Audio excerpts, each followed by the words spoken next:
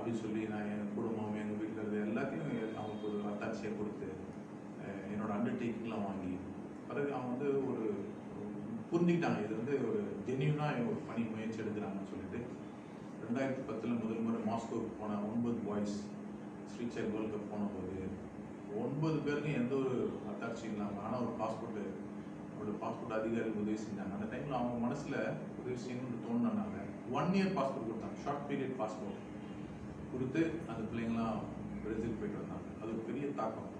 அந்த பசங்கள்லாம் உண்மையாகவே அவங்க நினச்சி கூட பார்க்கல. இப்படிலாம் அவங்களாம் வீட்டு விட்டு ஓடி வந்த பசங்க, அவங்க வீடே கிடையாது, தெருவோரத்தில் ரயில்வே ஸ்டேஷனில் வீட்டு எடுத்த பசங்க.